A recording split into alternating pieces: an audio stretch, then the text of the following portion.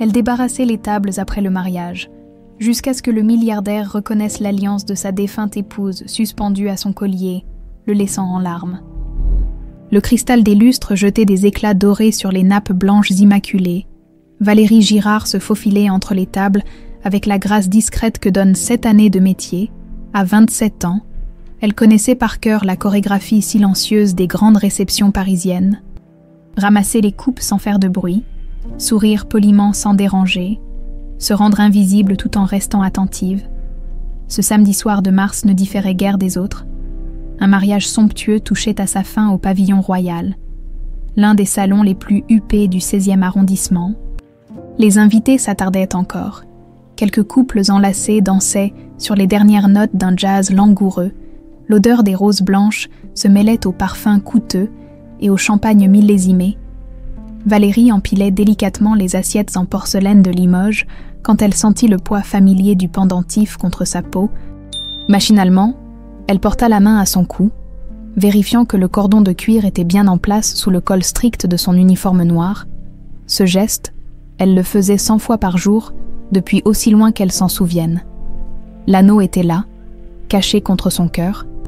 Comme toujours, c'était tout ce qu'elle possédait de sa mère, tout ce qui la reliait à une femme dont elle ne connaissait même pas le visage. Les sœurs de l'orphelinat Sainte-Thérèse lui avaient raconté l'histoire 1000 fois, un matin de novembre 1998. On l'avait trouvée emmaillotée dans une couverture tachée, posée devant la grande porte en chêne. Elle avait 2 ou 3 jours tout au plus, et à son minuscule poignet, attaché par un simple bout de ficelle, pendait cet anneau, un bijou d'or blanc incrusté de 3 diamants disposés en triangle. « Ta maman voulait que tu l'aies », lui avait dit sœur Marie-Claire, ses vieux yeux embrués. Elle voulait que tu saches qu'elle pensait à toi. Mais pourquoi l'avait-elle abandonnée ? Cette question avait hanté toute l'enfance de Valérie. Avec le temps, elle avait appris à vivre avec ce vide, à construire sa vie malgré l'absence. Elle avait même réussi à se dire qu'elle s'en fichait. Pourtant, certains soirs, quand elle rentrait dans son studio de Belleville, elle sortait l'anneau de sous son pull et le faisait tourner entre ses doigts, cherchant des réponses dans les reflets des diamants. « Mademoiselle, on peut avoir l'addition ?» Valérie sursauta, chassant ses pensées. Elle sourit au couple qui la regardait et s'empressa d'aller chercher la note. Il était presque minuit, encore 1 heure, et elle pourrait enfin rentrer, retirer ses chaussures qui lui sciaient les pieds, et peut-être se faire réchauffer la soupe de légumes qu'elle avait préparée la veille, de l'autre côté du salon, près des grandes baies vitrées donnant sur les jardins illuminés. Romain Chevalier consultait sa montre pour la 3e fois. Son chauffeur était en retard. Il détestait attendre, mais plus encore, il détestait ces réceptions mondaines où tout n'était que façade et faux semblant. Il n'était venu que par obligation. Le marié était le fils d'un associé important, à 52 ans. Romain Chevalier incarnait la réussite française. Son empire immobilier s'étendait de Paris à Lyon, de Bordeaux à Marseille. Les magazines économiques le citaient régulièrement parmi les 100 premières fortunes du pays. Mais ce que personne ne savait, c'est que toute cette richesse n'avait jamais comblé le trou béant que la vie avait creusé en lui un soir d'octobre, 27 ans plus tôt, Isabelle. Son nom résonnait encore dans sa tête comme une prière muette. Sa femme, l'amour de sa vie, disparue alors qu'elle portait leur enfant, enceinte de 8 mois, volatilisée sans laisser la moindre trace, comme si la terre l'avait engloutie. La police avait cherché pendant des mois, puis des années. On avait dragué la Seine, fouillé les bois, interrogé des centaines de personnes. Rien, pas un indice, pas un corps, pas même son alliance. Cette alliance qu'il avait lui-même dessinée, travaillant pendant des semaines avec le joaillier de la rue de la Paix pour créer quelque chose d'unique, un anneau d'or blanc avec 3 diamants en triangle, symbole de leur couple et de l'enfant à venir. À l'intérieur, il avait fait graver « I and R, éternel, éternel ». Le mot le narguait depuis 27 ans. Romain soupira et sortit son téléphone pour appeler son chauffeur quand un léger tintement attira son attention. À quelques mètres, une serveuse venait de heurter une chaise en passant avec son plateau. Quelques coupes tanguèrent dangereusement mais ne tombèrent pas. La jeune femme se stabilisa, légèrement embarrassée, vérifiant que personne n'avait remarqué sa maladresse. Mais dans ce mouvement, le col de son uniforme s'était légèrement écarté et quelque chose avait glissé hors du tissu noir, un pendentif suspendu à un cordon de cuir, un anneau, un anneau qui captait la lumière des lustres d'une façon très particulière, le monde de Romain bascula.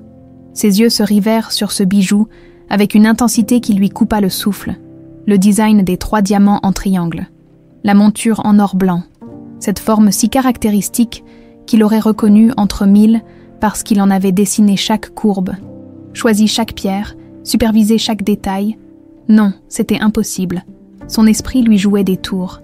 27 ans de chagrin avaient fini par le rendre fou, mais ses jambes se mirent en mouvement toutes seules. Il traversa le salon sans même s'en rendre compte.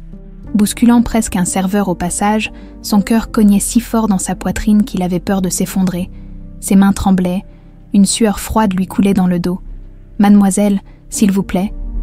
Valérie se retourna, surprise par la voix éraillée. Un homme se tenait devant elle, grand, les cheveux grisonnants impeccablement coiffés, vêtu d'un costume qui devait coûter plus que son loyer annuel. Mais ce qui la frappa, ce fut son visage, décomposé, blême, les yeux brillants de larmes. « Monsieur, vous allez bien. Vous voulez que j'appelle quelqu'un ?» Romain ne pouvait pas parler. Il fixait l'anneau qui pendait contre la poitrine de cette jeune femme. Ses lèvres tremblaient, une larme roula sur sa joue, puis une autre. Il ne pleurait jamais, jamais. Mais là, il ne pouvait plus retenir le barrage qui s'effondrait. « Cet anneau !» parvint-il enfin à articuler d'une voix brisée. « Où l'avez-vous eu ?» Valérie porta instinctivement la main à son pendentif, comme pour le protéger. L'intensité du regard de cet homme l'effrayait. Que lui voulait-il ? « C'est à moi, monsieur. C'est personnel. Je vous en prie, » supplia Romain. Et je vous en prie, sonnait comme un sanglot. Je dois savoir cet anneau. Il appartenait à ma femme. Ma femme qui a disparu il y a 27 ans. Le plateau glissa des mains de Valérie et s'écrasa au sol dans un fracas de verre brisé.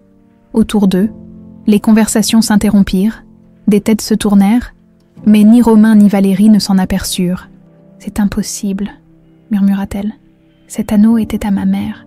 Les sœurs me l'ont dit. On m'a trouvée avec. Quand j'étais bébé, le sol se déroba sous les pieds de Romain. Quand elle était bébé, 27 ans, les dates correspondaient. Son cerveau fonctionnait à toute vitesse, assemblant des pièces d'un puzzle qu'il n'osait pas imaginer. Quand, articula-t-il péniblement, quand vous a-t-on trouvé ? En novembre 1998, le 15 novembre, très précisément, à l'orphelinat Sainte-Thérèse, à Lyon, novembre 1998, 1 mois après la disparition d'Isabelle. Le délai qu'il aurait fallu pour qu'un bébé de 8 mois in utero naisse. Romain porta la main à sa bouche pour étouffer un cri. Ses jambes ne le portaient plus. Il chercha une chaise, s'y laissa tomber lourdement. Cette jeune femme, ses yeux noisettes, cette bouche en arc, mon Dieu, comment n'avait-il pas vu ? Elle ressemblait tellement à Isabelle. « S'il vous plaît, » dit-il d'une voix qu'il ne reconnaissait pas. « Montrez-moi l'anneau, juste. Regardez l'intérieur. Il y a une gravure. » Les mains de Valérie tremblaient quand elle détacha le cordon de cuir. Jamais personne ne s'était intéressé à ce bijou. Jamais elle n'avait imaginé qu'il puisse appartenir à quelqu'un d'autre. Elle retira l'anneau et l'approcha de la lumière, plissant les yeux pour lire les minuscules lettres gravées à l'intérieur. INR, Éternels. Elle releva la tête vers Romain, le visage vidé de toute couleur, et dans ce regard qu'ils échangèrent, dans ce silence fracassant au milieu du salon doré, 2 destins brisés venèrent de se retrouver. Romain passa toute la nuit éveillé dans son appartement du 7e arrondissement. Debout devant la baie vitrée qui donnait sur la tour Eiffel illuminée, il tenait entre ses doigts une photographie jaunie par le temps. Isabelle, radieuse dans sa robe d'été blanche, une main posée sur son ventre arrondi. Ce cliché avait été pris 3 semaines avant qu'elle ne disparaisse. Octobre 1998. L'automne le plus beau et le plus cruel de sa vie. Il ferma les yeux et se laissa emporter par les souvenirs qui déferlaient avec une violence renouvelée. Isabelle et lui s'étaient rencontrés à la Sorbonne. Elle étudiait l'histoire de l'art. Lui l'économie, elle dessinait dans les jardins du Luxembourg et lui était tombé littéralement sur elle en jouant au football avec des amis. Ses carnets d'esquisses s'étaient éparpillés partout. Ils s'étaient confondus en excuses. Elle avait ri, de ce rire cristallin qui deviendrait plus tard sa raison de vivre. Leur mariage, 2 ans plus tard, avait été simple mais magnifique. Pas de grande cérémonie. juste leurs proches dans une petite église de Montmartre. Isabelle portait une couronne de marguerite dans ses cheveux châtains. Romain n'avait jamais été aussi heureux. Les années qui suivirent furent paisibles. Romain lançait son entreprise de promotion immobilière, travaillant jour et nuit avec son associé de l'époque, Armand Duchesne. Isabelle enseignait l'histoire de l'art dans un lycée et peignait le week-end. Ils vivaient modestement, mais rêvaient grand.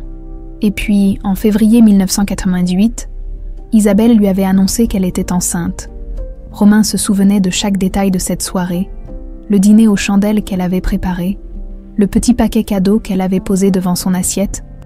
À l'intérieur, une paire de minuscules chaussons blancs. Il avait pleuré de joie.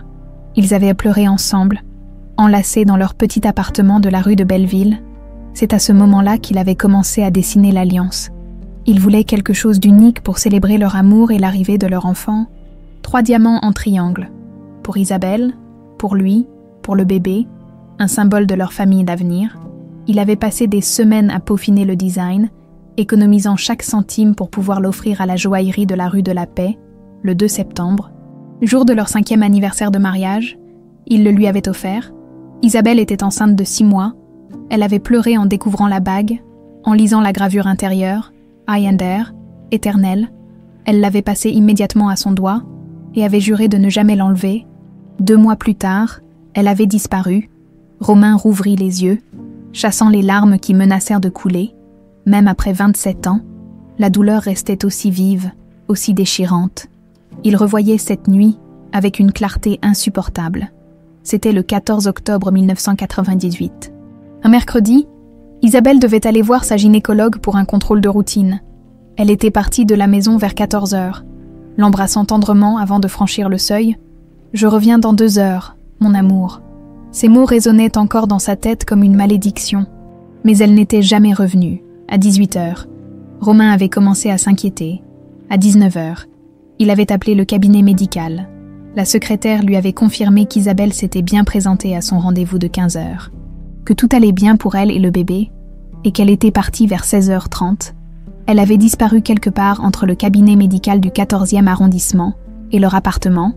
Romain avait immédiatement contacté la police. D'abord, on lui avait dit d'attendre. Peut-être était-elle simplement chez une amie, mais Isabelle n'avait pas d'amis proches à Paris. Sa famille vivait à Lyon, et surtout, jamais elle n'aurait inquiété Romain, pas dans son état. À minuit, les recherches officielles avaient commencé. On avait retrouvé sa voiture garée près du Luxembourg, à mi-chemin entre le cabinet et chez eux. Les clés étaient encore sur le contact, son sac à main sur le siège passager. Tout était là, sauf elle. Les jours suivants avaient été un cauchemar éveillé. La police avait interrogé tout le monde. Romain, les collègues d'Isabelle, les voisins, même Armand qui était venu présenter ses condoléances. Le visage grave, on avait diffusé son portrait dans tous les journaux, à la télévision.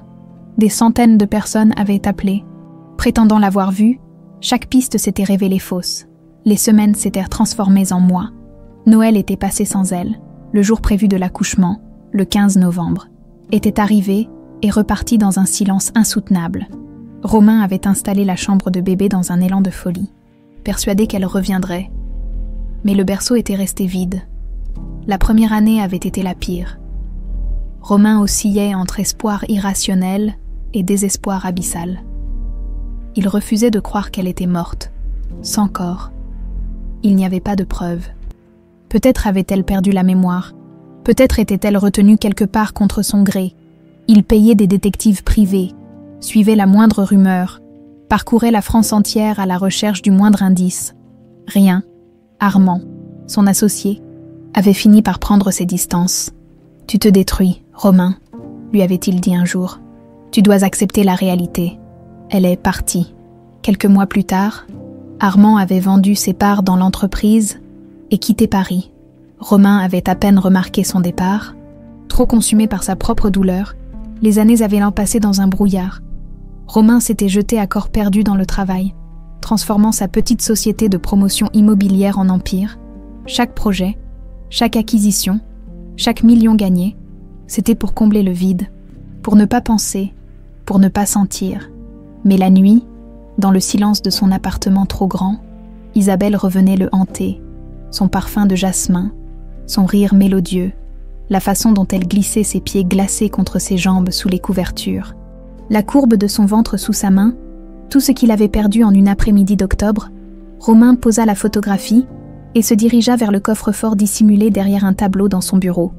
Il composa le code, la date de naissance d'Isabelle, et en sortit une petite boîte de velours bleu. À l'intérieur, son alliance à lui, celle qu'il avait retirée 5 ans après la disparition, incapable de la porter plus longtemps. Juste à côté, un bracelet d'identité d'hôpital prévu pour un nouveau-né, avec le nom qu'ils avaient choisi ensemble, bébé Chevalier. Jamais il n'aurait imaginé que cet enfant avait survécu, que quelque part, pendant qu'il sombrait dans le chagrin, sa fille grandissait dans un orphelinat lyonnais, qu'Isabelle avait eu le temps d'accoucher, qu'elle avait tenu leur bébé dans ses bras, ne serait-ce qu'un instant, où, comment, dans quelles circonstances terrifiantes. Et surtout, qu'était-il arrivé à Isabelle après la naissance? Son téléphone vibra, le sortant de ses pensées, un message de Philippe Mercier, le meilleur détective privé de Paris, celui-là même qu'il avait engagé la veille au soir après avoir quitté le pavillon royal. Les registres de l'orphelinat Sainte-Thérèse confirment. Valérie Girard, trouvée le 15-11-1998 à l'aube, âge estimé, 2-3 jours, poids, 2,8 kg, cordon ombilical fraîchement coupé, enveloppé dans une couverture tachée de sang, alliance attachée au poignet, aucune autre information disponible. Les sœurs n'ont jamais su qui l'avait déposé. Romain dut s'asseoir.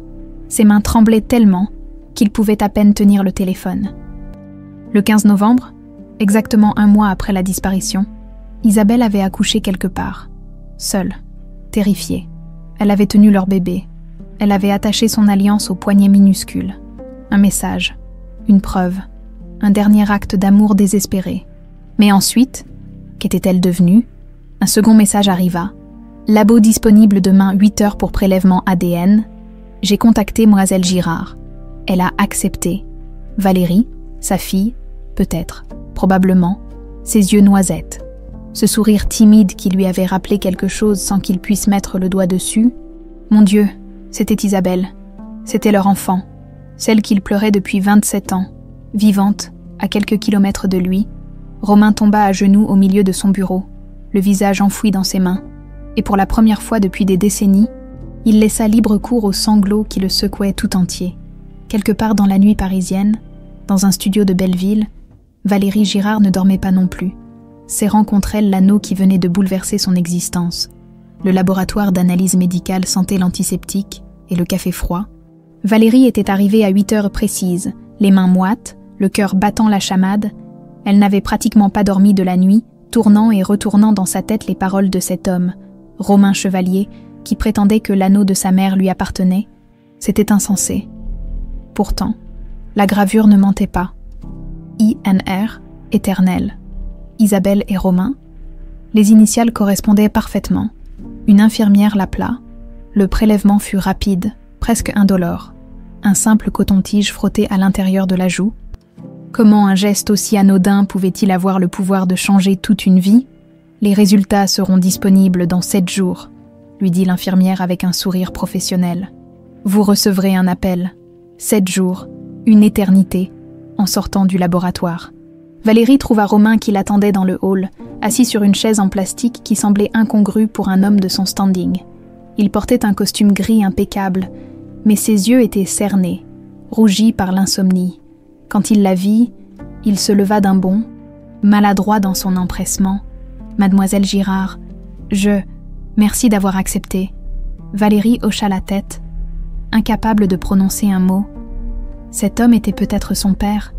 Cette pensée la terrifiait autant qu'elle l'emplissait d'un espoir fou qu'elle n'osait pas nourrir. « Monsieur Mercier voudrait nous voir, » continua Romain d'une voix hésitante. « Le détective privé que j'ai engagé, il a retrouvé des informations sur l'orphelinat. Vous voudriez venir. » Valérie acquiesça. Elle avait pris sa journée au restaurant. Prétextant une urgence familiale, l'ironie de ce mensonge devenu vérité ne lui échappait pas. 40 minutes plus tard, ils se retrouvaient tous les trois dans un café tranquille près de la gare de Lyon. Philippe Mercier était un quinquagénaire au regard perçant. Vêtu d'un imperméable beige qui lui donnait des allures de personnage de roman policier, il ouvrit une chemise cartonnée et en sortit plusieurs documents photocopiés. J'ai passé la matinée à l'orphelinat Sainte-Thérèse, commença-t-il sans préambule. J'ai pu consulter les registres de novembre 1998 et m'entretenir avec sœur Marie-Claire, qui était déjà là à l'époque. Valérie se redressa. Sœur Marie-Claire, la vieille religieuse qui l'avait bercée enfant, qui lui chantait des comptines et la consolait après les cauchemars. Voici ce que nous savons, continua Mercier en étalant des copies de registres jaunis. Le 15 novembre 1998, à 6h15 du matin, sœur Agnès a découvert un bébé devant la porte principale de l'orphelinat. C'était vous, mademoiselle Girard. Il fit glisser une photo vers elle, un polaroid délavé, montrant un nourrisson emmailloté dans une couverture bleu pâle. Valérie sentit sa gorge se serrer. C'était elle, ce minuscule être vulnérable. C'était elle. Vous étiez enveloppée dans cette couverture, poursuivit le détective. Les sœurs ont noté qu'elle était tachée de sang, probablement du sang de l'accouchement. Votre cordon ombilical avait été coupé récemment, de façon rudimentaire selon le médecin qui vous a examiné. Vous aviez entre 2 et 3 jours. Romain écoutait, pétrifié, les poings serrés sur la table. Valérie voyait ses mâchoires se contracter, comme s'il essayait de contenir une émotion trop violente. Et l'alliance était attachée à votre poignet avec de la ficelle, continua Mercier. Les sœurs l'ont conservée pour vous, pensant que c'était la seule chose que votre mère biologique voulait vous laisser. Personne n'a rien vu, demanda Romain d'une voix rauque. Personne n'a aperçu qui a déposé le bébé. Non, monsieur Chevalier. L'orphelinat est situé dans une rue peu passante de Lyon. À 6h du matin en novembre, il faisait encore nuit. Qui que ce soit qui ait déposé l'enfant a fait en sorte de ne pas être vu. Mercier sortit un autre document. J'ai également vérifié les dates. Madame Isabelle Chevalier a disparu le 14 octobre 1998 à Paris. Elle était enceinte de 8 mois. Mademoiselle Girard a été trouvée le 15 novembre 1998 à Lyon, soit exactement 1 mois et 1 jour plus tard. Si on considère qu'elle avait 2 ou 3 jours à ce moment-là, cela signifie qu'elle est née entre le 12 et le 13 novembre. Il marqua une pause, laissant les chiffres parler d'eux-mêmes. 1 mois après la disparition, le délai parfait pour qu'une femme enceinte de 8 mois accouche à terme, Valérie sentit le sol se dérober sous elle. Les pièces du puzzle s'assemblaient avec une logique implacable. Sa mère n'était pas une inconnue qui l'avait abandonnée. Sa mère était Isabelle Chevalier, une femme qui avait disparu mystérieusement, une femme qui avait eu le temps d'accoucher avant de... Avant de quoi? Qu'est-ce qui lui est arrivé? Murmura-t-elle. À Isabelle. Le silence qui suivit fut pesant. Mercier échangea un regard avec Romain avant de répondre. Nous ne savons pas, mademoiselle. Son corps n'a jamais été retrouvé. L'enquête policière n'a jamais abouti. Mais maintenant, nous avons un nouvel élément. Elle a accouché quelque part, probablement entre Paris et Lyon. Elle a survécu assez longtemps pour faire en sorte que vous soyez déposé à l'orphelinat avec son alliance. Pourquoi Lyon? Interrogea Valérie. Pourquoi pas Paris? La famille d'Isabelle vivait à Lyon, répondit doucement Romain. Ses parents, sa sœur, elle connaissait la ville. Peut-être voulait-elle que vous soyez proche d'eux, même si elle ne pouvait pas leur remettre directement. Ses parents, répéta Valérie. Ils savent, pour moi. Romain secoua la tête, les yeux humides. Ils sont décédés tous les deux, il y a une 10aine d'années. Ils n'ont jamais su qu'Isabelle avait accouché. Ils sont morts en pensant avoir perdu à la fois leur fille et leur petit enfant. La cruauté de cette révélation frappa Valérie de plein fouet, des grands-parents qu'elle n'avait jamais connus, qui avaient pleuré sa mort sans savoir qu'elle vivait à quelques rues de chez eux. Et sa sœur? Demanda-t-elle d'une voix tremblante. Céline vit au Canada maintenant. Je ne lui ai encore rien dit, pas avant d'avoir les résultats du test ADN. Mercier referma son dossier et se pencha légèrement en avant. Monsieur Chevalier, mademoiselle Girard, je dois être honnête avec vous. Nous sommes face à un mystère vieux de 27 ans. Isabelle a disparu, a accouché dans des circonstances inconnues et a réussi à faire déposer son bébé dans un orphelinat. Cela implique plusieurs possibilités, toutes troublantes. Il compta sur ses doigts. Soit elle a été retenue contre son gré et quelqu'un d'autre a amené le bébé à l'orphelinat. Soit elle s'est échappée brièvement pour le faire elle-même avant d'être reprise. Soit elle a accouché seule et a trouvé le moyen de confier l'enfant à une tierce personne. Dans tous les cas, cela suggère une situation dramatique. Romain avait le visage ravagé. Valérie voyait les larmes rouler silencieusement sur ses joues. « Je veux savoir ce qui s'est passé », articula-t-il avec difficulté. « Je veux savoir ce qu'elle a enduré, Je lui dois au moins ça. Nous allons enquêter, promit Mercier. Mais je dois vous prévenir. Après 27 ans, les pistes sont froides. Les témoins ont disparu ou ne se souviennent plus. Cela ne sera pas facile. Je me fiche du prix, répliqua Romain. Je veux la vérité, toute la vérité. Mercier hocha la tête et se leva. Je vais commencer par revoir l'enquête policière originale. Réinterroger les personnes qui ont connu Isabelle à l'époque. Vérifier s'il y a eu des événements inhabituels à Lyon en novembre 1998. Et je vais creuser autour des personnes qui gravitaient dans votre cercle à ce moment-là. Après le départ du détective, Romain et Valérie restèrent seuls dans le café, face à face, séparés par la table, mais réunis par une tragédie qu'ils commençaient à peine à comprendre. « Je suis désolé, dit finalement Romain. Désolé que vous ayez grandi sans famille. Désolé de ne pas avoir été là. Si j'avais su, vous ne pouviez pas savoir, le coupa doucement Valérie. Personne ne pouvait savoir. 7 jours, murmura Romain. Dans 7 jours, nous saurons.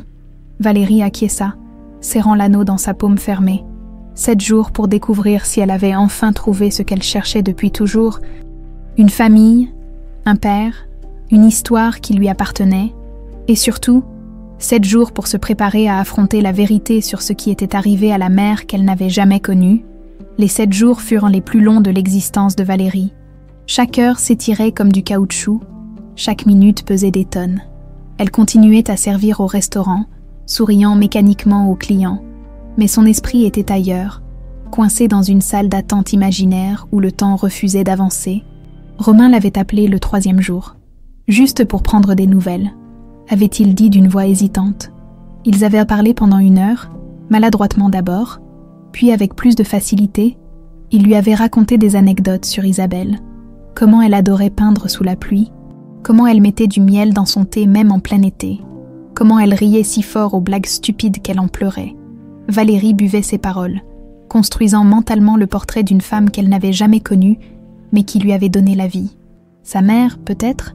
Le 7e jour arriva enfin.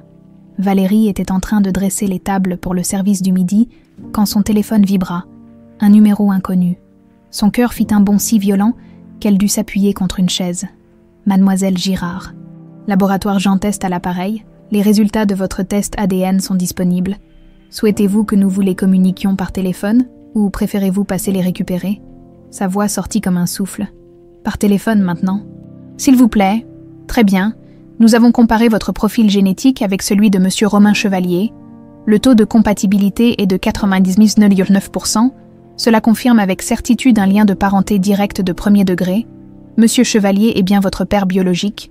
Le téléphone glissa de sa main et heurta le sol dans un bruit sourd. Autour d'elle, le restaurant continua de vivre. Le chef criait des commandes en cuisine. Un collègue riait avec un client. La radio diffusait une chanson pop, mais Valérie n'entendait plus rien. Juste le martèlement de son propre cœur qui résonnait dans ses oreilles, comme un tambour de guerre. Père, Romain Chevalier était son père. Elle avait un père. Les larmes jaillirent sans prévenir, brûlantes, incontrôlables. 27 ans. 27 ans à se demander d'où elle venait. Qui elle était. Pourquoi elle avait été abandonnée. Et maintenant, en une phrase clinique prononcée par une technicienne de laboratoire, tout son univers basculait. Valérie, ça va. Marc, son collègue, s'était approché, l'air inquiet.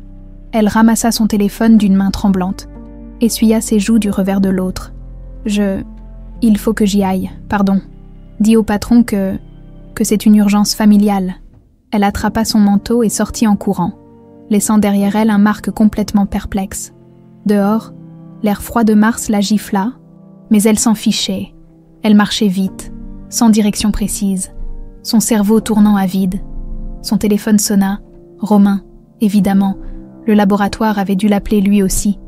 Valérie, souffla-t-il quand elle décrocha, juste son prénom. Mais la façon dont il l'avait prononcé, avec une tendresse mêlée de stupéfaction, comme s'il testait le mot pour la première fois, lui arracha un sanglot. « Papa !» murmura-t-elle sans même réfléchir. À l'autre bout de la ligne, Romain se mit à pleurer, des pleurs profonds, libérateurs, qui venaient du fond de l'âme. Valérie s'appuya contre un mur, les jambes flageolantes, et pleura avec lui. 2 étrangers qui venaient de découvrir qu'ils étaient père et fille, reliés par un fil invisible tissé 27 ans plus tôt. « Où es-tu » parvint-il enfin à articuler. « Je viens te chercher, s'il te plaît. » Elle lui donna l'adresse de l'intersection où elle se trouvait. 15 minutes plus tard, une Mercedes noire aux vitres teintées se garait le long du trottoir. Romain en descendit, et pour la première fois, Valérie le vit vraiment. Pas comme un étranger riche qui avait bouleversé sa vie, mais comme son père, cet homme grand aux cheveux grisonnants. Ce visage marqué par les années et le chagrin, c'était son père. Ils se jetèrent dans les bras l'un de l'autre au milieu du trottoir parisien. Indifférent aux passants qui les contournaient, Romain la serrait contre lui comme s'il avait peur qu'elle disparaisse, et Valérie s'accrochait à lui avec la force du désespoir, essayant de rattraper 27 ans d'étreinte perdue en un seul instant. « Ma fille », répétait Romain en sanglotant, « ma petite fille, mon Dieu, tu es là, tu es vraiment là. » Quand ils se détachèrent enfin, ils riaient et pleuraient en même temps, les yeux rougis, le visage ravagé mais lumineux. « Je ne sais même pas par où commencer », dit Valérie en essuyant ses joues. « J'ai tellement de questions. Sur toi, sur elle, sur tout. Viens, dit Romain. Montons dans la voiture. Allons quelque part au calme. » Ils roulèrent jusqu'au jardin du Luxembourg. Romain connaissait un petit salon de thé discret qui donnait sur les grilles du parc. Installés dans un coin tranquille, ils commandèrent du thé qu'ils ne touchèrent presque pas. Trop absorbés par leur conversation, Romain lui raconta tout. Sa rencontre avec Isabelle, leur amour, la grossesse, le bonheur simple qu'ils avaient à partager.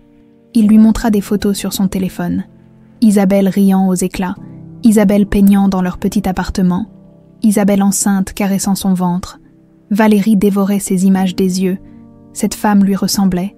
Les mêmes yeux noisettes, la même bouche en arc, les mêmes mains fines aux longs doigts. C'était troublant et merveilleux à la fois. Elle aurait été si fière de toi, dit Romain d'une voix étranglée. Si elle pouvait te voir maintenant, forte, indépendante, belle. Je ne me sens pas forte. Avoua Valérie. J'ai passé ma vie à me demander pourquoi j'avais été abandonnée. Si je n'étais pas assez bien, si ma mère ne m'avait pas voulu. Non, l'interrompit fermement Romain. Non, ma chérie. Elle t'a voulu plus que tout au monde. Cet anneau qu'elle a attaché à ton poignet. C'était son trésor le plus précieux. Elle te l'a donné pour que tu saches qu'elle t'aimait, pour que tu aies une trace d'elle. Valérie porta la main à son cou, où l'anneau pendait toujours. Mais qu'est-ce qui s'est passé? Pourquoi ne suis-je pas avec elle? Pourquoi? Sa voix se brisa. La question qui les hantait tous les deux planait au-dessus de la table comme un spectre. « Je ne sais pas », murmura Romain. « Mais je te jure que je vais le découvrir. Mercier est déjà sur plusieurs pistes. Nous allons savoir ce qui est arrivé à ta mère. Je te le promets. » « Et si on découvre quelque chose d'horrible ?» demanda Valérie d'une toute petite voix. « Et si elle a souffert ?» Romain prit sa main dans la sienne.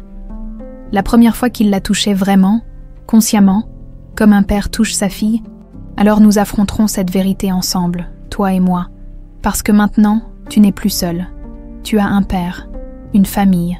Valérie sentit quelque chose se briser en elle. Un mur qu'elle avait construit pendant des années pour se protéger de la douleur de l'abandon.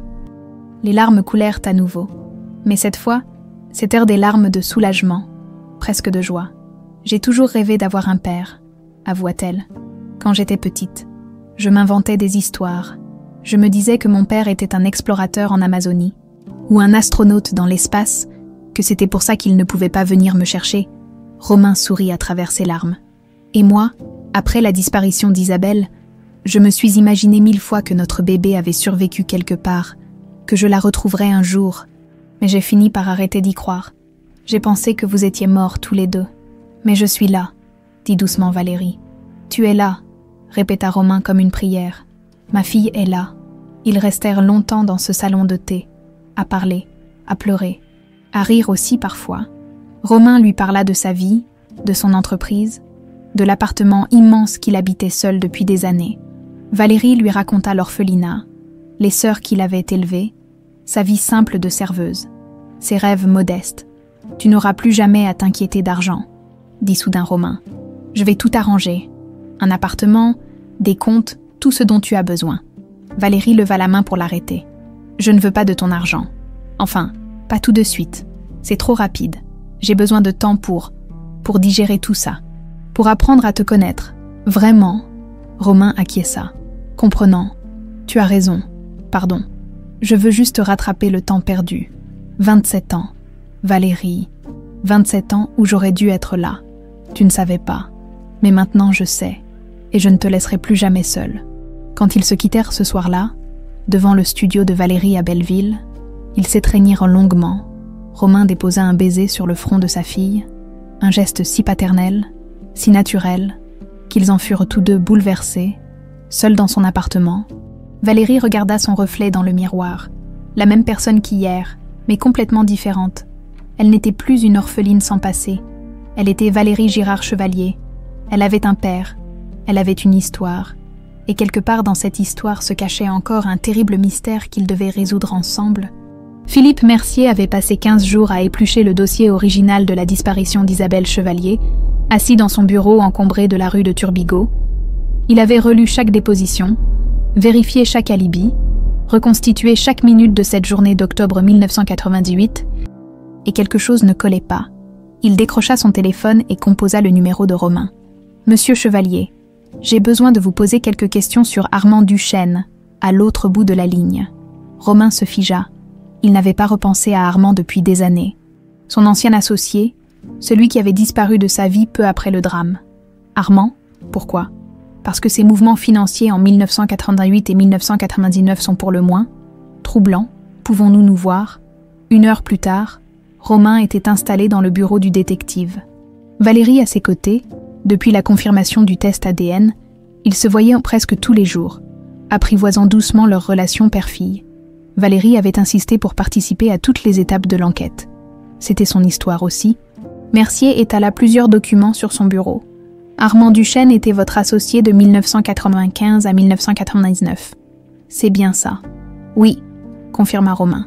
Nous avions monté ensemble la société de promotion immobilière, moitié-moitié. Il s'occupait plutôt de la partie administrative. Moi des acquisitions et des projets. Et vos relations? Romain réfléchit. Cordial, professionnel, on n'était pas vraiment amis en dehors du travail. Mais on s'entendait bien. Il venait parfois dîner à la maison avec sa femme qu'il a quittée en février 1999, précisa Mercier en tapotant un document. Je ne savais pas, à cette époque, je n'étais plus vraiment présent mentalement, après la disparition d'Isabelle. Je fonctionnais en pilote automatique. Mercier hocha la tête avec compassion avant de poursuivre. Regardez ces relevés bancaires. J'ai réussi à les obtenir via un ancien contact à la brigade financière. Le 3 décembre 1998, Armand Duchesne a vendu un appartement qu'il possédait à Marseille. 180 000 francs, soit environ 27 000 € actuels. Il avait des biens personnels, dit Romain en haussant les épaules. Ça n'a rien d'anormal. Attendez. Le 15 décembre, il vend un terrain près de Martigues, 50 000 francs. Le 8 janvier 1999, il vend sa part d'une résidence secondaire en Corse, 80 000 francs.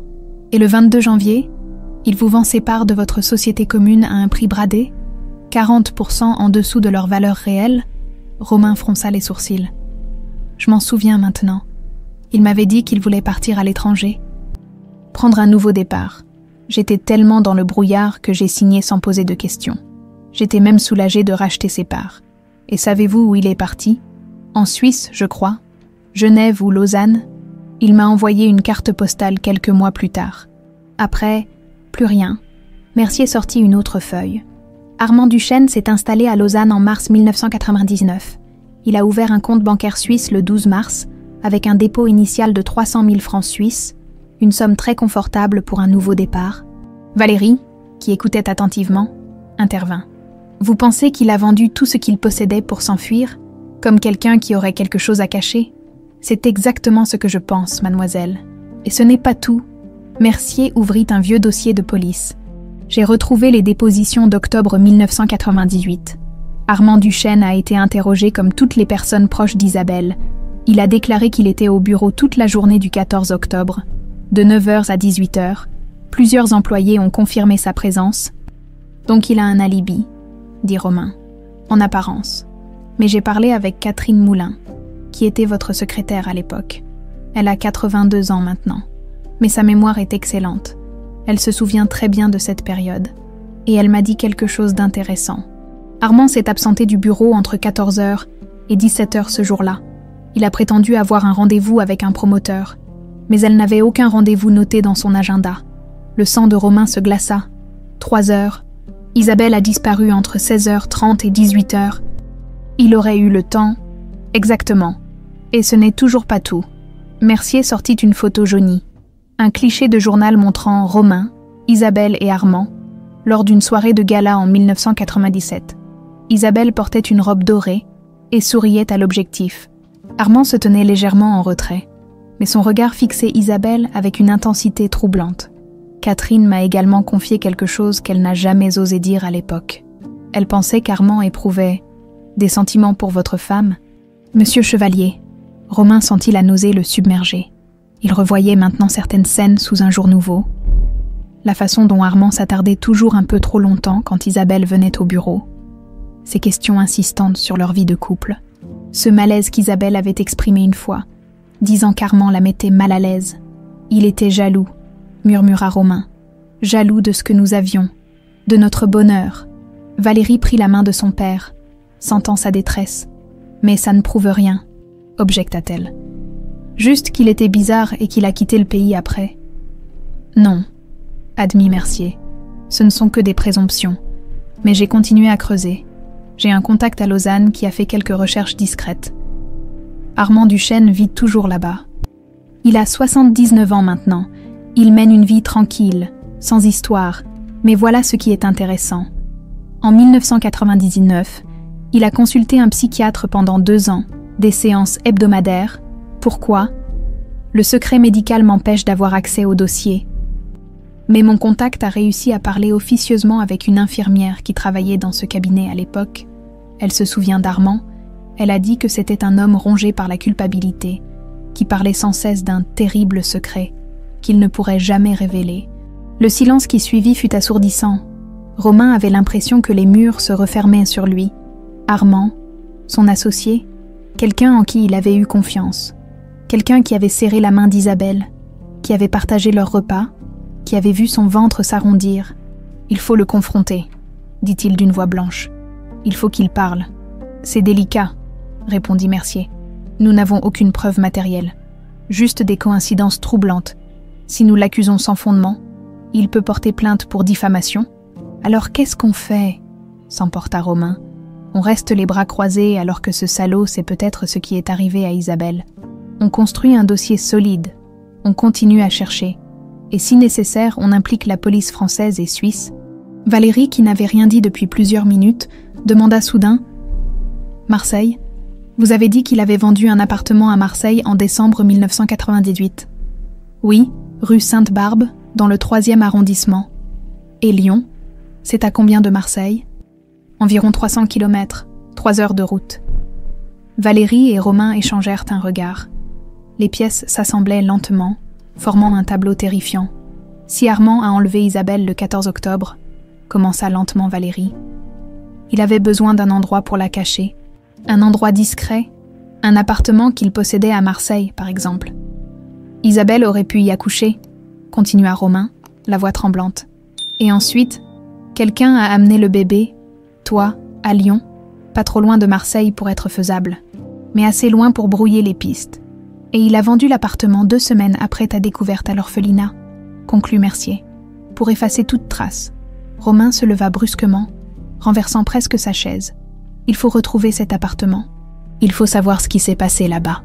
L'immeuble a été démoli en 2003, dit doucement Mercier. J'ai vérifié, il y a maintenant un parking à la place. Romain ferma les yeux, accablé. Encore une impasse, encore des questions sans réponse. Mais, poursuivit le détective, j'ai l'adresse d'un terrain qu'Armand possédait près de Martigues, celui qu'il a vendu en janvier 1999. Un terrain vague, non constructible, qu'il avait acheté pour une bouchée de pain en 1995. La question est, pourquoi garder un terrain sans valeur pendant 3 ans, puis le vendre précipitamment juste après la disparition d'Isabelle? Le regard de Valérie croisa celui de son père, et elle y lut la même horreur qui lui nouait l'estomac. Un terrain vague, un endroit isolé, le lieu parfait pour enterrer un corps.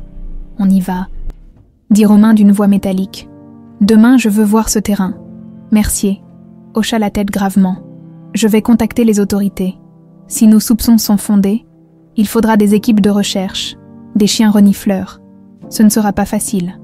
Monsieur Chevalier, êtes-vous sûr d'être prêt ?» Romain regarda sa fille, cette jeune femme qu'il venait de retrouver et qui avait grandi sans mère, sans famille. « Je dois la vérité à Isabelle, et je la dois à Valérie, alors oui, je suis prêt. » Mais dans son cœur, il savait qu'on n'est jamais vraiment prêt à découvrir que quelqu'un qu'on connaissait était un monstre. Le bureau de la police fédérale suisse à Lausanne était austère, tout en lignes grises et en néon froid. Philippe Mercier avait réussi à convaincre les autorités françaises et suisses de rouvrir l'enquête sur la disparition d'Isabelle Chevalier. Les éléments circonstanciels, bien que troublants, suffisaient à justifier un interrogatoire d'Armand Duchesne. Romain et Valérie attendaient dans une salle attenante, séparée de la salle d'interrogatoire par une vitre sans teint. Ils pouvaient voir et entendre, mais pas intervenir. C'était l'inspecteur Laurent Favre, de la police judiciaire genevoise, qui mènerait l'entretien avec Mercier à ses côtés, quand la porte s'ouvrit et qu'on fit entrer Armand Duchesne. Romain crut que son cœur allait exploser.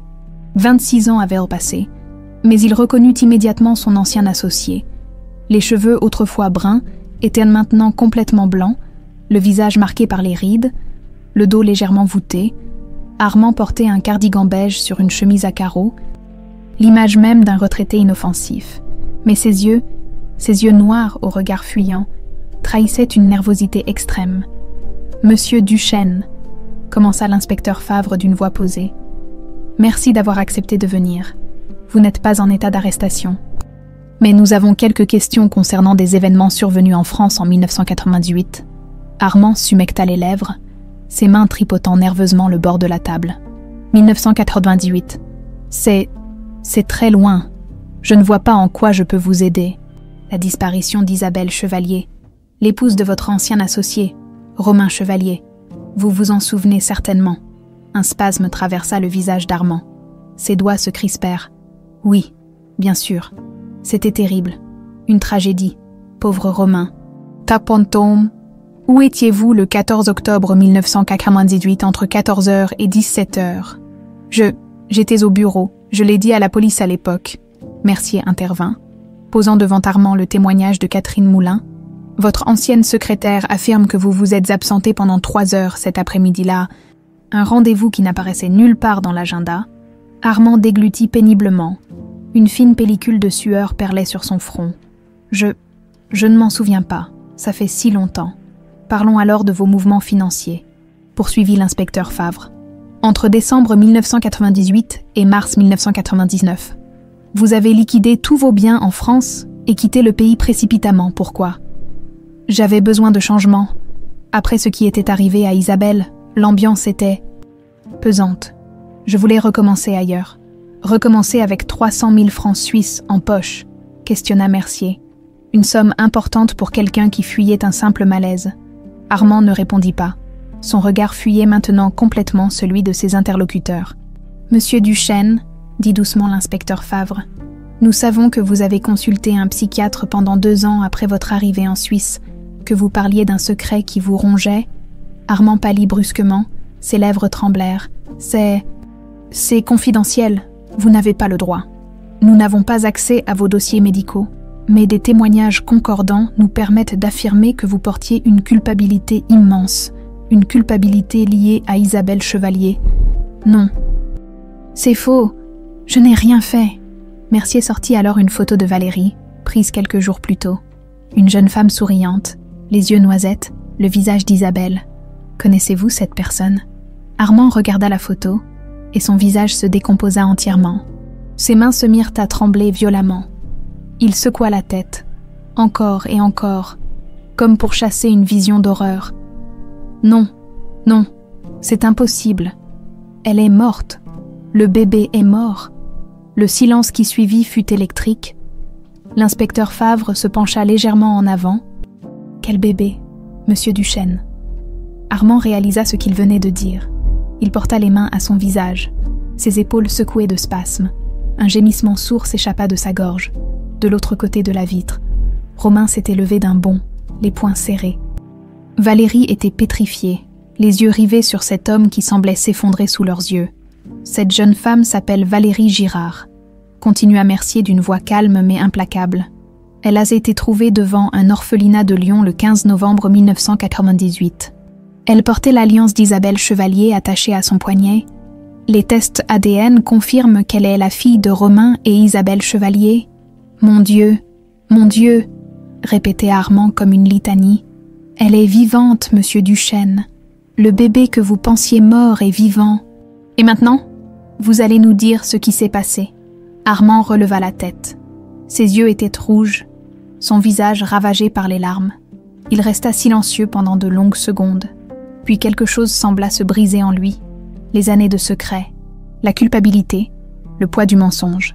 Tout s'effondra d'un coup. « Je l'aimais », murmura-t-il d'une voix brisée. « J'aimais Isabelle, depuis le premier jour où Romain me l'a présentée. Elle était lumineuse, parfaite, et elle ne me voyait même pas. Pour elle, j'étais juste l'associé de son mari, rien de plus. » Il essuya rageusement ses larmes. « Quand elle est tombée enceinte, j'ai cru que j'allais devenir fou. Romain avait tout, la fortune, l'entreprise. Et elle, cette femme magnifique qui portait son enfant, et moi, j'avais quoi? Une épouse que je n'aimais pas, une vie médiocre. C'était injuste. Alors vous l'avez enlevée, dit froidement Mercier. Armand hocha lentement la tête, le regard perdu dans le vide. Le 14 octobre, je savais qu'elle avait rendez-vous chez le médecin. Je l'ai attendue près du Luxembourg. Quand je l'ai abordée, elle a souri, surprise mais pas méfiante. Je lui ai dit que Romain avait eu un accident, qu'il était à l'hôpital, qu'il me demandait. Elle est montée dans ma voiture sans hésiter. La voix d'Armand se brisa complètement. Je l'ai emmenée à Marseille, dans un vieil entrepôt désaffecté que je possédais près du port. Je voulais juste qu'elle me voie, qu'elle comprenne combien je l'aimais. Je pensais que si elle passait du temps avec moi, elle finirait par... Il s'interrompit, conscient de l'absurdité monstrueuse de ses mots. « Elle ne vous a jamais vu », cracha Mercier avec dégoût. Elle voyait un fou, un kidnappeur. Elle pleurait tout le temps, continua Armand comme s'il n'avait pas entendu. Elle me suppliait de la laisser partir, de penser au bébé, mais je ne pouvais pas. Si je la relâchais, elle retournait à Romain. Je la perdais pour toujours. Et elle a accouché là-bas, dit l'inspecteur Favre, dans cet entrepôt. Armand acquiesça misérablement. Le 12 novembre, c'était horrible. Elle hurlait de douleur. J'avais appelé un type, un ancien infirmier radié qui me devait de l'argent. Il est venu l'aider, mais le bébé est né dans des conditions épouvantables. Isabelle perdait beaucoup de sang. Romain, derrière la vitre, avait les mains plaquées sur le verre, le visage déformé par la rage et la douleur. Valérie pleurait silencieusement, horrifiée par ce qu'elle entendait. L'infirmier est parti dès que le bébé est né, reprit Armand. Il voulait rien savoir. Moi, je paniquais. Isabelle était très faible, le bébé pleurait, et tout ce que je voyais, c'était ma vie qui s'écroulait. J'avais kidnappé une femme enceinte. Elle allait mourir, j'allais aller en prison. Mais le bébé a survécu, dit Mercier. Comment? Armand inspira profondément. 2 jours après l'accouchement, Isabelle m'a supplié. Elle était mourante. Elle le savait. Elle m'a offert son alliance, la seule chose de valeur qu'elle possédait, en échange d'une promesse, que je sauve son bébé, que je l'amène quelque part où il serait en sécurité. Et vous avez accepté? J'ai appelé Marco, un de mes employés, un homme simple, pas très futé, mais qui me devait des services. Je lui ai donné de l'argent et l'alliance. Je lui ai dit de prendre le bébé et de le déposer à l'orphelinat Sainte-Thérèse à Lyon. Avec l'alliance attachée à son poignet, Isabelle voulait que son enfant ait ça, pour se souvenir d'elle. Et Isabelle, demanda doucement l'inspecteur. Armand ferma les yeux. Les larmes coulaient librement maintenant. Elle est morte 5 jours après l'accouchement. Hémorragie, infection, je ne sais pas. Elle s'est éteinte dans cet entrepôt froid et sombre. Ses derniers mots ont été pour son bébé. Dites-lui que je l'aimais. Le silence qui suivit était insoutenable. Qu'avez-vous fait de son corps? Articula péniblement Mercier. Le terrain, celui de Martigues. Je l'ai enterré là-bas, de nuit, puis j'ai tout vendu et je suis partie. Je ne pouvais plus vivre avec ça. Armand releva enfin les yeux vers Mercier, le visage ravagé. Pendant 26 ans, j'ai vécu en sachant que j'avais tué la femme que j'aimais. Et maintenant vous me dites que son enfant a survécu, qu'elle a grandi, qu'elle ressemble à sa mère. Il éclata en sanglots convulsifs. Je suis désolé, mon Dieu, je suis tellement désolé. De l'autre côté de la vitre, Romain s'effondra sur une chaise. Anéanti, Valérie se jeta dans ses bras et ils pleurèrent ensemble. Pour Isabelle, pour les années perdues, pour l'horreur de ce qu'ils venaient d'entendre. La vérité était enfin révélée. Et elle était plus terrible que tout ce qu'ils avaient imaginé. Le vol de retour de Lausanne à Paris fut le plus silencieux que Valérie ait jamais connu. Assise à côté de Romain dans la classe affaires qu'il avait réservée, elle regardait par le hublot sans vraiment voir les nuages qui défilaient. Les mots d'Armand résonnaient encore dans sa tête comme un écho insupportable. Elle est morte 5 jours après l'accouchement. Sa mère avait vécu 5 jours après sa naissance. 5 jours à agoniser dans un entrepôt froid, terrorisée, souffrante, sachant qu'elle allait mourir. 5 jours pendant lesquels Isabelle avait pensé à elle. Suppliée pour qu'on la sauve, arracher son alliance pour la lui donner, Valérie porta la main à son cou où l'anneau pendait toujours. Ce bijou n'était plus seulement un souvenir. C'était le prix d'un marché désespéré, la vie de Valérie contre l'alliance la plus précieuse d'Isabelle. À côté d'elle, Romain fixait le vide d'un regard absent.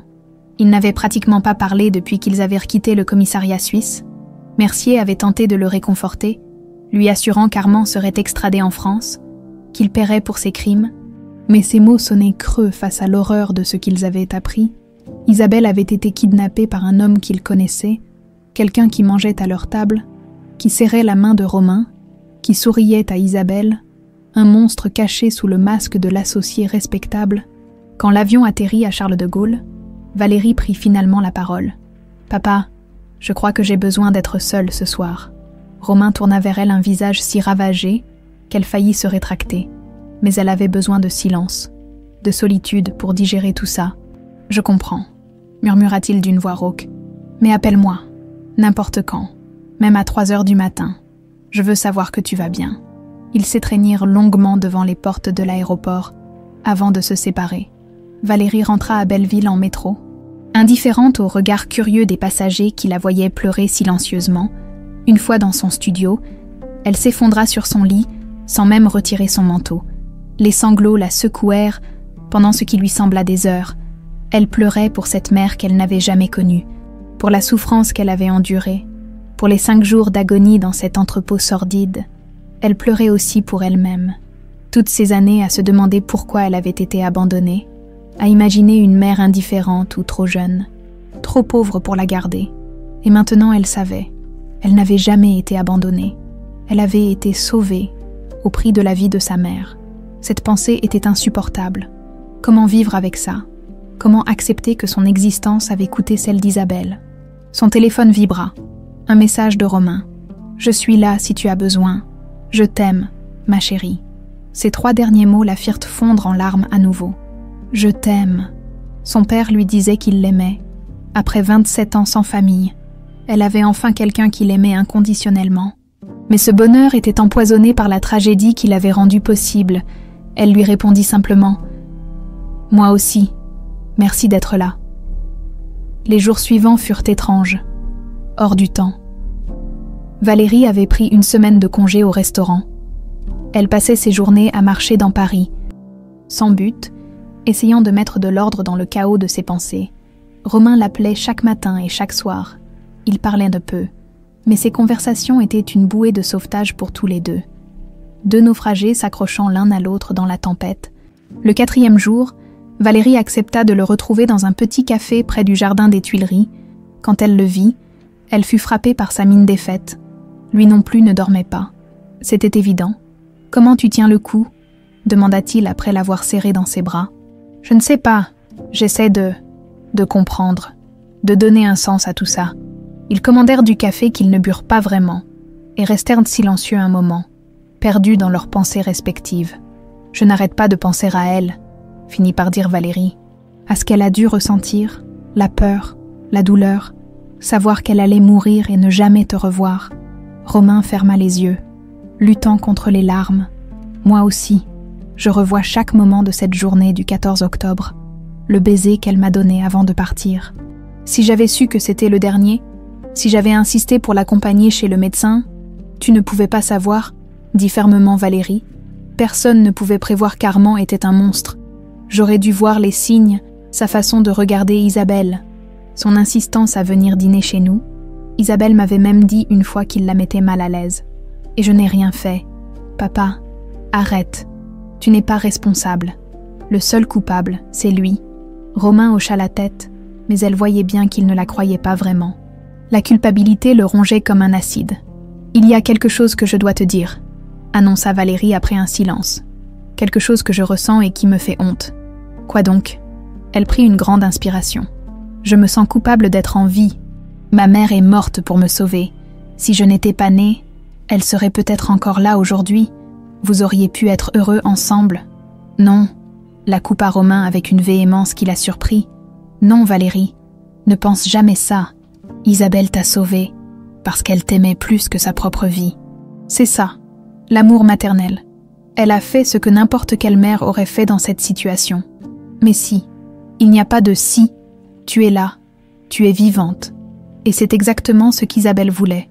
Elle a donné tout ce qu'elle avait, son alliance, ses dernières forces, ses dernières pensées. Pour que tu vives, tu n'as pas à te sentir coupable de ça. Tu as à l'honorer en vivant pleinement. » Valérie se mit à pleurer doucement. Romain contourna la table et s'assit à côté d'elle, passant son bras autour de ses épaules. « J'aurais tellement voulu la connaître, » murmura Valérie contre son épaule. « Je vais te la faire connaître. Je vais te raconter tout ce que je sais d'elle. Chaque souvenir, chaque anecdote. Tu connaîtras ta mère à travers mes mots. » Ils restèrent enlacés longtemps. Trouvant dans cette étreinte un peu de réconfort au milieu du chagrin, « Mercier m'a appelé ce matin, » dit finalement Romain. « Les autorités françaises ont localisé le terrain de Martigues.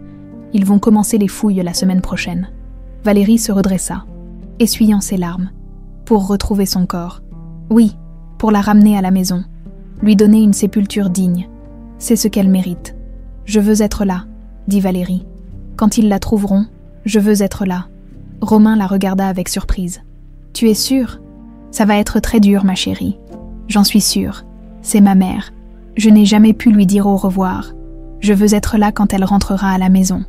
Alors nous irons ensemble, promit Romain. » Dans les jours qui suivirent, père et fille se virent quotidiennement. Romain raconta à Valérie des centaines d'histoires sur Isabelle. Comment elle riait tellement fort au cinéma que les gens se retournaient. Comment elle cuisinait très mal, mais prétendait toujours que c'était volontaire. Comment elle chantait faux sous la douche. Comment elle dessinait des petits cœurs sur les listes de courses. Chaque histoire était une pièce du puzzle. Et lentement, Valérie construisait l'image de la femme qui lui avait donné la vie. Une femme drôle, talentueuse, aimante. Une femme qui aurait été une mère merveilleuse si le destin ne lui avait pas arraché cette chance. « Elle aurait été fière de toi », dit un soir Romain alors qu'il dînait dans l'appartement qu'il habitait seul depuis tant d'années. « De la femme que tu es devenue, forte, indépendante, bonne. Je ne me sens pas forte. La force, ce n'est pas l'absence de douleur. C'est la capacité à continuer malgré elle. Et tu continues, nous continuons tous les deux. » Valérie sourit faiblement. « On se reconstruit, hein ? On se reconstruit ensemble. Parce que c'est ce qu'elle aurait voulu, qu'on s'aime, qu'on forme une famille, qu'on vive. » Cette nuit-là, pour la première fois depuis la confession d'Armand, Valérie dormit d'un sommeil sans cauchemar. Et dans ses rêves, elle vit une femme aux cheveux châtains qui lui souriait tendrement, tenant dans ses mains un anel qui brillait doucement dans la lumière. « Vis », semblait dire Isabelle. « Vis pour nous deux. » Le terrain vague de Martigues s'étendait sous un ciel bas et gris, balayé par le Mistral qui soulevait des tourbillons de poussière. C'était un endroit désolé, coincé entre une zone industrielle abandonnée et une voie ferrée désaffectée. Personne ne venait jamais ici, l'endroit parfait pour enterrer un secret. Valérie frissonna malgré son manteau épais, à côté d'elle. Romain se tenait rigide, le visage fermé, les mâchoires serrées. Ils étaient arrivés à l'aube avec Philippe Mercier, rejoints par une équipe de la police scientifique et 2 maîtres chiens spécialisés dans la recherche de corps, l'inspecteur Favre, qui avait fait le déplacement depuis la Suisse pour superviser l'opération, s'approcha d'eux.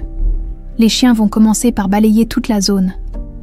Si les indications d'Armand sont exactes, Nous devrions avoir une localisation précise dans quelques heures. Vous êtes sûr de vouloir rester ?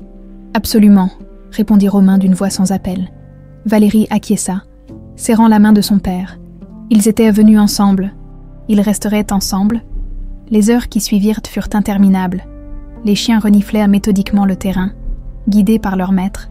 Valérie et Romain attendaient à l'écart, assis dans la voiture de Mercier, sirotant un café thermos qui refroidissait lentement. « Tu te souviens de ce que tu m'as demandé l'autre jour ?» dit soudain Romain. « Si j'avais des regrets ?» Valérie hocha la tête. C'était lors d'une de leurs longues conversations nocturnes, quand ils apprenaient à se connaître. J'ai réfléchi à ma réponse. Mon plus grand regret n'est pas de ne pas avoir protégé Isabelle, même si Dieu sait que ça me hante. Mon plus grand regret, c'est d'avoir perdu 27 ans avec toi, de ne pas t'avoir vu grandir, de ne pas avoir été là pour tes premiers pas, ton premier jour d'école, tes chagrins d'adolescente. Papa, laisse-moi finir. Je ne peux pas rattraper ces années, mais je peux te promettre que je serai là pour toutes celles qui viennent, pour chaque moment important, chaque joie, chaque peine. Tu n'es plus seule. Valérie, plus jamais. Elle se blottit contre lui, luttant contre les larmes. Ces dernières semaines avaient tissé entre eux un lien si fort qu'elle avait parfois l'impression de l'avoir toujours connu. Un aboiement insistant brisa soudain le silence. Tous les regards se tournèrent vers le secteur nord du terrain, où l'un des chiens grattait frénétiquement le sol. Son maître fit un signe au technicien. « On a quelque chose. » Romain et Valérie sortirent de la voiture. Le cœur de Valérie battait si fort qu'elle l'entendait résonner dans ses oreilles. C'était le moment qu'ils attendaient et redoutaient à la fois. L'équipe scientifique délimita rapidement une zone avec des piquets et du ruban jaune. Les premières pelletées de terre furent retirées avec précaution. Chaque geste était mesuré, méthodique. Il ne fallait rien abîmer, rien contaminer. 1 heure passa, puis 2. Le Mistral continuait de souffler, glacial et implacable. Valérie tremblait maintenant, autant de froid que d'émotion. Romain avait passé son bras autour de ses épaules, la maintenant contre lui. « Monsieur Chevalier ?» appela finalement l'inspecteur Favre. « Nous avons trouvé quelque chose. » Ils s'approchèrent lentement, comme s'ils marchaient vers l'échafaud, dans le trou d'environ 1,50 m de profondeur. On distinguait maintenant des fragments d'os, des lambeaux de tissu décolorés par les années, les restes d'un être humain, enterré là depuis presque 3 décennies. Valérie porta la main à sa bouche, étouffant un sanglot. Romain était pétrifié, le teint cireux, les yeux rivés sur cette tombe anonyme qui avait gardé son secret pendant si longtemps. « On va procéder à l'exhumation complète », dit doucement Favre. « Ça va prendre plusieurs heures. Vous devriez peut-être… » « Non », coupa Romain. « On reste. » Et ils restèrent, debout sous le ciel gris de Provence, témoins silencieux de ce dernier voyage. Les techniciens travaillaient avec un respect presque religieux, dégageant centimètre par centimètre les ossements, photographiant chaque détail, prélevant des échantillons, quand ils découvrirent le crâne. Valérie dut se détourner, c'était trop réel. Trop horrible, sa mère. Les restes de sa mère gisaient là, dans cette terre froide, abandonnée comme un déchet. Elle était enceinte, tu sais, murmura Romain, comme s'il se parlait à lui-même. Belle à couper le souffle. Elle rayonnait, et ce monstre l'a amenée ici, l'a enterrée, comme si elle ne valait rien. Mais maintenant elle rentre à la maison, dit Valérie d'une voix tremblante. Elle ne sera plus seule, vers 17 h, alors que le jour commençait à décliner. L'exhumation était terminée. Les restes d'Isabelle Chevalier avaient été soigneusement placés dans une housse mortuaire noire. Un technicien s'approcha de Romain. « Nous allons procéder à l'identification formelle par les registres dentaires, mais compte tenu de l'emplacement, de la datation approximative et des vêtements retrouvés, il y a peu de doute. » « Les vêtements ?» répéta Romain. « Des fragments de robe, probablement bleus à l'origine. Et ceci, il tendit un petit sachet transparent, à l'intérieur, oxydé et noirci, mais encore reconnaissable. Un pendentif en argent en forme de cœur, celui que Romain avait offert à Isabelle pour leur premier anniversaire. Romain prit le sachet d'une main tremblante et se mit à pleurer sans retenue. Valérie le serra contre elle, pleurant aussi, tandis que le vent de Provence hurlait autour d'eux comme une lamentation. « Je suis désolée », sanglotait Romain. « Je suis tellement désolée de ne pas t'avoir protégée. Pardon, mon amour, pardon. Ils restèrent là longtemps après que les techniciens eurent quitté les lieux. Seuls sur ce terrain désolé où Isabelle avait été enterrée comme un secret honteux. Mais les secrets finissent toujours par être révélés. La vérité finit toujours par éclater. « Elle nous a réunis », dit finalement Valérie. Même dans la mort, elle a trouvé un moyen de nous réunir, l'alliance. C'était son message, sa façon de nous dire qu'on existait. Elle était comme ça, acquiesça Romain avec un sourire douloureux. Toujours à penser aux autres avant elle-même.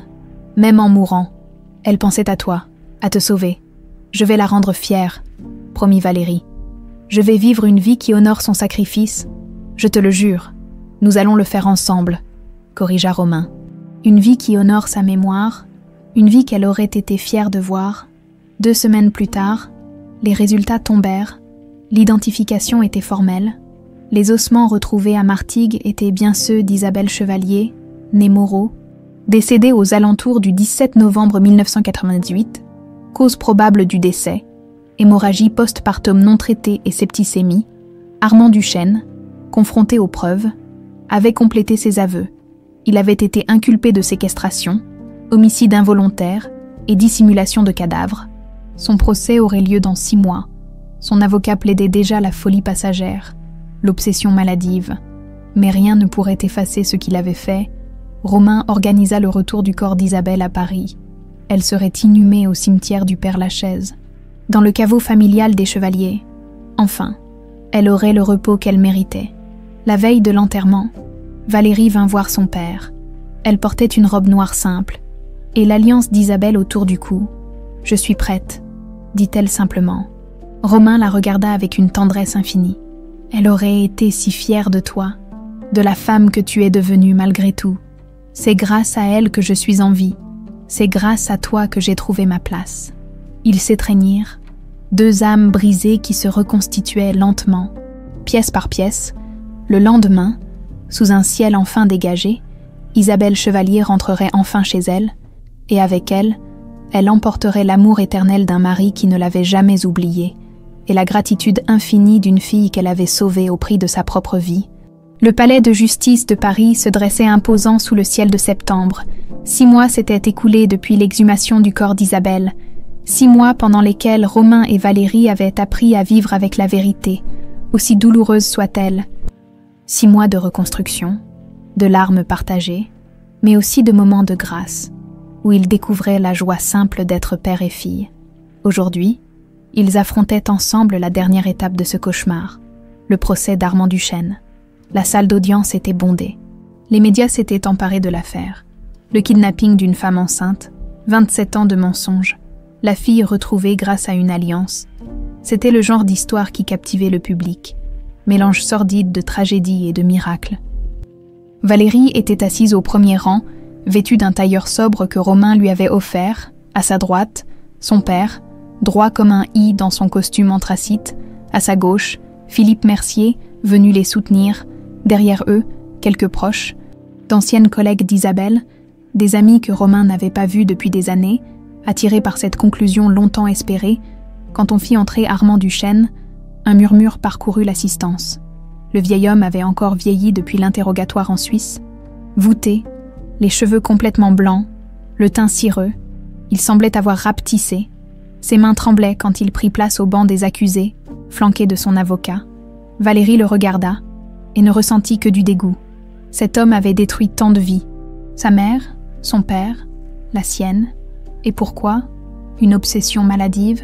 Un amour délirant qui n'avait jamais été partagé? La présidente du tribunal, une femme d'une 50aine d'années aux traits sévères, ouvrit la séance. La lecture de l'acte d'accusation prit 15 minutes. Séquestration suivie de mort, dissimulation de cadavres, non-assistance à personne en danger. Chaque chef d'accusation était une pierre supplémentaire qui s'abattait sur Armand. Monsieur Duchesne, vous reconnaissez les faits qui vous sont reprochés. La voix d'Armand sortit comme un murmure éraillé. Oui, Madame la Présidente. Parlez plus fort, s'il vous plaît. Oui, je reconnais tout. J'ai enlevé Isabelle Chevalier. Je l'ai séquestrée. Elle est morte à cause de moi. Je le reconnais. Un silence pesant tomba sur la salle. Romain ferma les yeux, respirant profondément pour contenir la rage qui bouillonnait en lui. L'avocat de la défense, Maître Blanchard, se leva, C'était un homme corpulent au visage poupin, réputé pour sa capacité à émouvoir les jurys. Madame la Présidente, Messieurs les jurés, mon client ne conteste pas les faits, mais je vous demande de considérer le contexte psychologique dans lequel ces événements tragiques se sont déroulés. Armand Duchesne souffrait à l'époque d'une obsession pathologique, d'une érotomanie caractérisée qui altérait son discernement. Valérie sentit la mâchoire de son père se crisper. Elle posa sa main sur la sienne, un geste de solidarité silencieuse. Le procureur, un quinquagénaire sec aux lunettes métalliques, se leva à son tour. L'érotomanie, vraiment. Monsieur Duchesne a prémédité son crime. Il a attendu le bon moment, attiré sa victime par un mensonge, l'a transportée sur 300 km, l'a enfermée dans un entrepôt qu'il possédait. Où est la folie dans cette organisation méthodique? Les heures suivantes furent un défilé de témoignages. Des psychiatres débattirent de l'état mental d'Armand en 1998. Des experts médicaux décrivirent les souffrances qu'Isabelle avait dû endurer lors de l'accouchement, et dans les jours qui suivirent, chaque détail était une torture pour Romain et Valérie. Puis vint le moment que Valérie redoutait, son propre témoignage. Elle se leva, les jambes tremblantes, et se dirigea vers la barre, face à elle. La salle entière la regardait, face à elle. Armand gardait les yeux baissés, incapable de la regarder. « Mademoiselle Girard, » commença doucement la présidente, « je sais que cet exercice est difficile pour vous. Prenez votre temps. » Valérie inspira profondément et commença à parler d'une voix qui tremblait au début, puis se raffermit. « J'ai grandi en me demandant qui j'étais, pourquoi ma mère m'avait abandonnée, si je n'étais pas assez bien, si elle ne m'avait pas voulu. Pendant 27 ans, j'ai porté ce poids, cette question sans réponse qui me rongeait de l'intérieur. » Elle marqua une pause, touchant l'alliance qui pendait à son cou. « Et puis j'ai découvert la vérité. Ma mère ne m'avait pas abandonnée, elle m'avait sauvée. Au prix de sa vie, elle était prisonnière, terrorisée, mourante. Et sa dernière pensée a été pour moi, elle a donné ce qu'elle avait de plus précieux, son alliance, symbole de son amour pour mon père, pour que je vive. » Sa voix se brisa, mais elle continua. « Monsieur Duchesne m'a volé ma mère. Il a volé à mon père sa femme et sa fille. Il a volé à Isabelle sa vie, son futur, la joie de me voir grandir. Et pourquoi? Parce qu'il ne pouvait pas accepter qu'elle ne l'aime pas. » Elle se tourna enfin vers Armand, qui osait maintenant lever les yeux vers elle.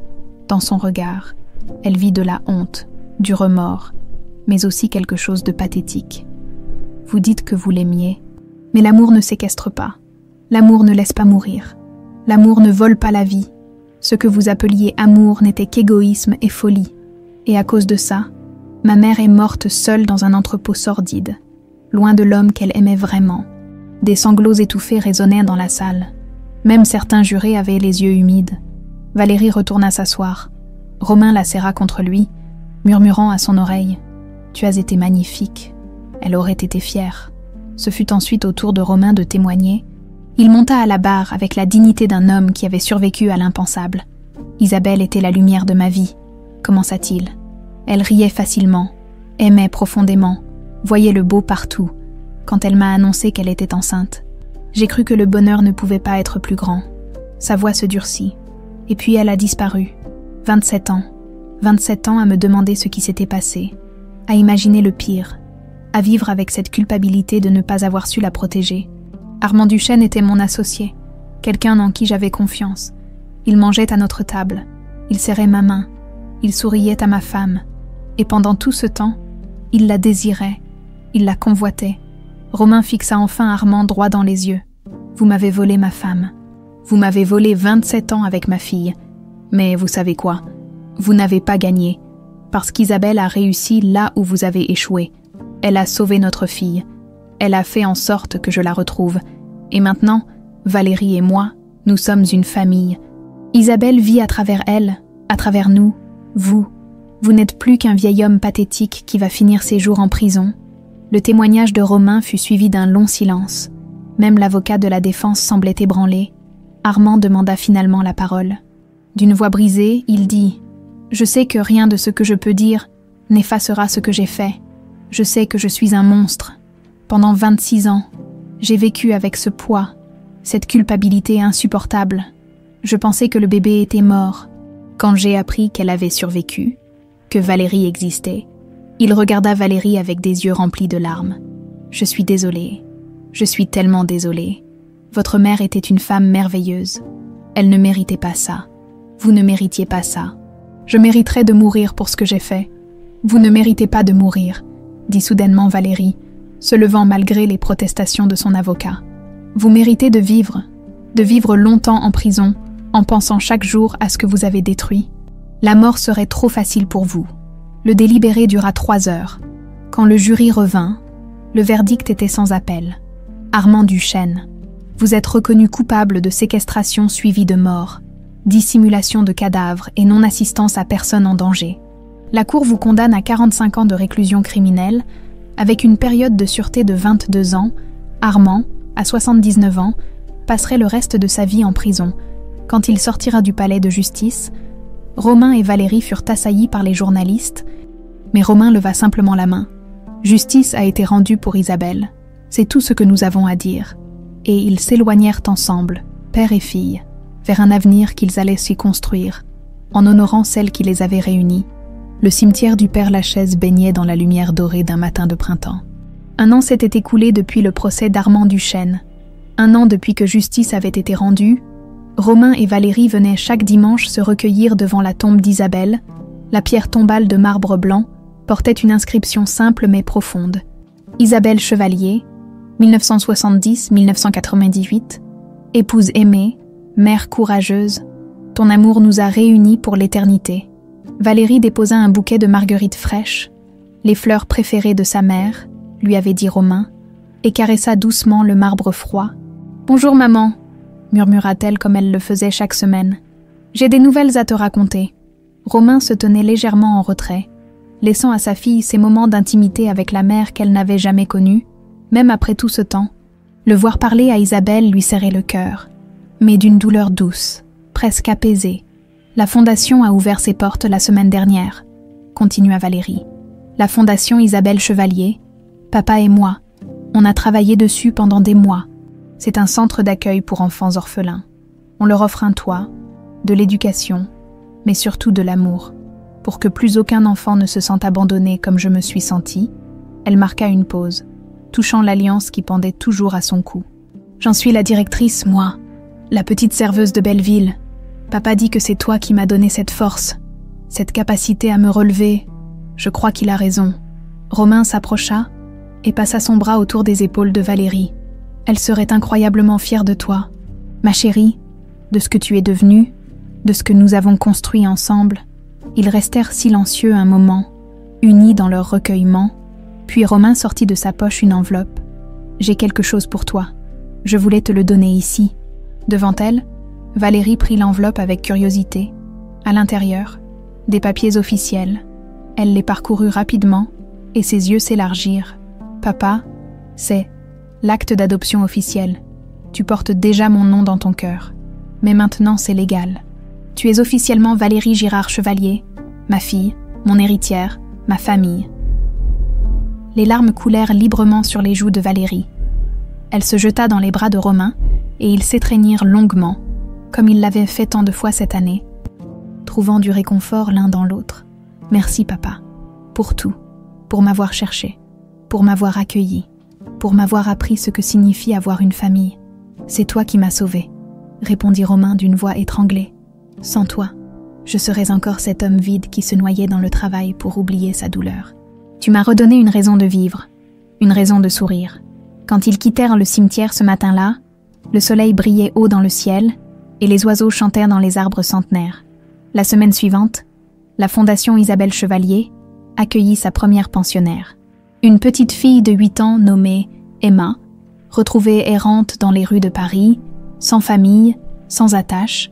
Quand Valérie l'avait rencontrée pour la première fois, elle avait vu dans ses yeux cette même peur, ce même questionnement qu'elle avait elle-même porté pendant des années. Elle s'était agenouillée à sa hauteur et lui avait souri. « Bienvenue à la maison, Emma. Ici, tu es en sécurité. Ici, tu es aimée. » La petite fille avait fondu en larmes et s'était jetée dans ses bras. Valérie l'avait serrée contre elle, sentant son cœur se gonfler d'une émotion qu'elle n'avait jamais connue auparavant. Le sentiment d'avoir un but, une mission, transformer sa propre douleur en espoir pour d'autres, Romain, qui observait la scène depuis le seuil, avait senti les larmes lui monter aux yeux. Isabelle vivait à travers Valérie. Sa bonté, sa générosité, son amour inconditionnel, tout était là, dans le cœur de leur fille. Les mois passèrent, la fondation prospéra, 12 enfants y vivaient maintenant, entourés d'éducateurs bienveillants, de psychologues attentifs, et surtout de l'amour sans faille de Valérie, qui les considérait tous comme sa propre famille. Romain avait vendu une partie de ses actifs pour financer le projet. L'argent qu'il avait passé sa vie à accumuler trouvait enfin un sens. Chaque enfant sauvé était une victoire contre le destin cruel qui lui avait arraché Isabelle, un soir d'automne.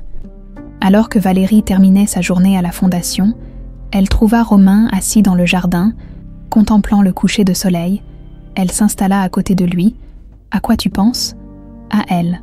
Toujours à elle. Mais différemment maintenant, avant. » C'était une douleur paralysante.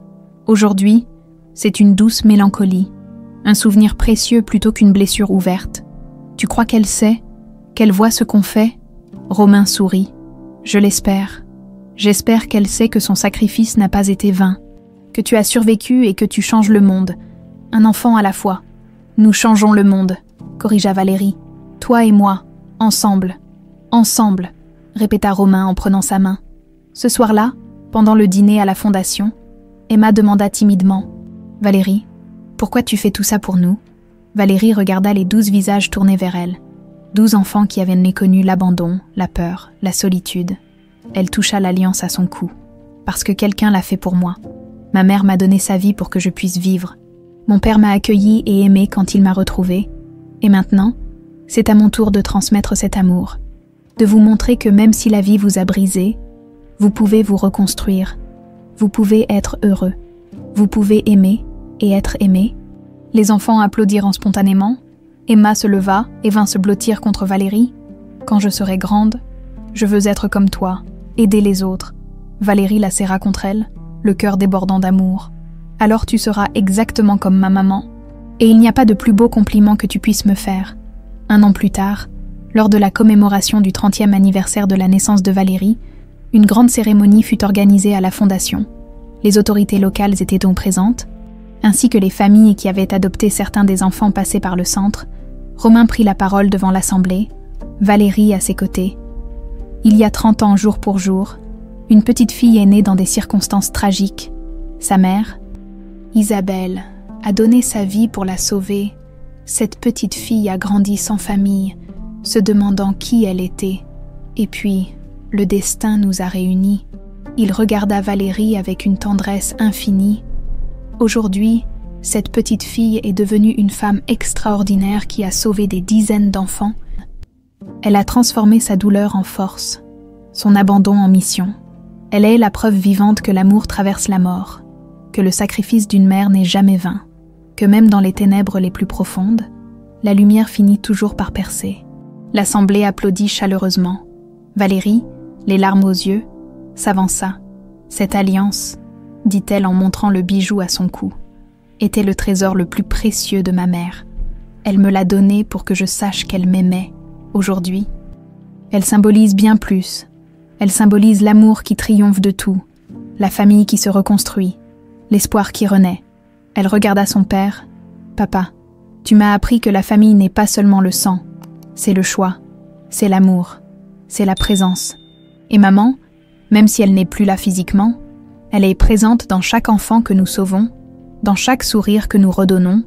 Ce soir-là, alors que les invités étaient partis et que le calme était revenu, Romain et Valérie retournèrent au cimetière du Père Lachaise.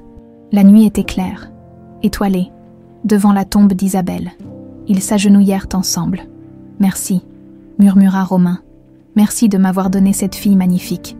Merci de nous avoir réunis. Tu vis en elle, mon amour. Et à travers elle, tu continues de répandre la lumière dans ce monde. » Valérie déposa une marguerite blanche sur la pierre. « Je te promets de continuer, maman, de sauver des enfants, de leur donner l'amour que tu m'as donné. Ton sacrifice ne sera jamais oublié. Ils restèrent là longtemps, père et fille réunis par l'amour d'une femme disparue trop tôt, mais dont l'héritage continuait de briller comme une étoile dans la nuit. L'alliance d'Isabelle pendait toujours au cou de Valérie, non plus symbole de perte, mais preuve vivante que l'amour d'une mère peut traverser la mort pour protéger sa fille, et que cet amour, transmis de génération en génération, de cœur en cœur, est véritablement éternel.